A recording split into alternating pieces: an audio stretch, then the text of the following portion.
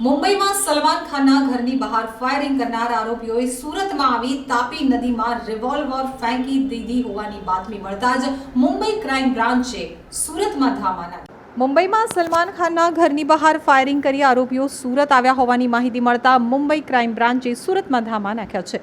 આરોપીઓએ તાપી નદીમાં રિવોલ્વર નાખી હોવાથી એન્કાઉન્ટર સ્પેશિયાલિસ્ટ દયા નાયક પણ દોડી આવ્યા છે, તો હાલ ક્રાઇમ બ્રાન્ચની ટીમે તાપી નદીમાં સર્ચ ઓપરેશન હાથ ધર્યું છે। તાપી નદીમાં સર્ચ ઓપરેશન ચાલુ છે ત્યારે મુંબઈમાં સલમાન ખાનના ઘરની બહાર ફાયરિંગ કર્યા બાદ આરોપીઓ સુરત આવ્યા હતા અને રિવોલ્વર તાપી નદીમાં ફેંકી દીધી હતી, જેની તપાસ માટે મુંબઈ ક્રાઇમ બ્રાન્ચની ટીમ સુરત પહોંચી છે। આરોપીઓ કઈ રીતે તાપી નદીમાં રિવોલ્વર ફેંકી તે પણ તપાસનો વિષય છે। અલગ અલગ ટીમો દ્વારા તાપી નદીમાં ચેકિંગ હાથ ધરવામાં આવી રહ્યું છે, તો કચ્છથી 2 આરોપીઓને ઝડપી લેવાયા છે। તો સલમાન ખાનના ઘરની બહાર ફાયરિંગ કરનારા 2 આરોપીઓ કચ્છથી પકડાયા બાદ તેની પૂછપરછ શરૂ કરાઈ હતી। એક બાજુ મુંબઈ ક્રાઇમ બ્રાન્ચના અધિકારીઓએ જણાવ્યું હતું કે ફાયરિંગની ઘટનામાં કચ્છથી 2 આરોપીને ઝડપી લેવાયા છે। સલમાન ખાનના ઘરની બહાર ફાયરિંગ કરનારા 2 આરોપીઓ કચ્છથી પકડાયા બાદ તેની પૂછપરછ શરૂ કરાઈ હતી। એક બાજુ મુંબઈ ક્રાઇમ બ્રાન્ચના અધિકારીઓએ જણાવ્યું હતું કે ફાયરિંગની ઘટનામાં સામેલ આરોપીઓનો હેતુ અભિનેતા સલમાનને માત્ર ડરાવવાનો હતો, નહીં કે તેની હત્યા કરવાનો।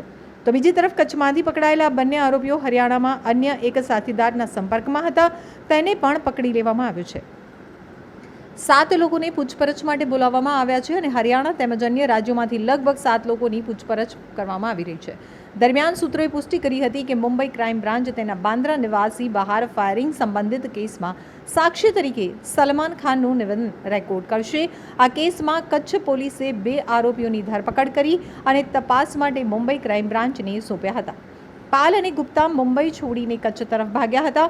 ગુના પછી પાલ અને ગુપ્તા મુંબઈ છોડી અને કચ્છ તરફ ભાગ્યા ત્યારે સુરત નજીક તેઓએ જે મોબાઈલ ફોનનો ઉપયોગ કર્યો તેઓ વાતચીત કરવા માટે કરતા હતા તેનું સિમ કાર્ડ બદલી નાખ્યું હતું, પરંતુ તેઓએ જે નંબર ઉપર ફોન કર્યો હતો તે હંમેશા એક જ હતો, તે પોલીસે ટેકનિકલ સર્વેલન્સ દરમિયાન નોંધ્યું હતું, જેના આધારે આ શંકાસ્પદને હરિયાણામાં શોધી કાઢવામાં આવ્યો હતો।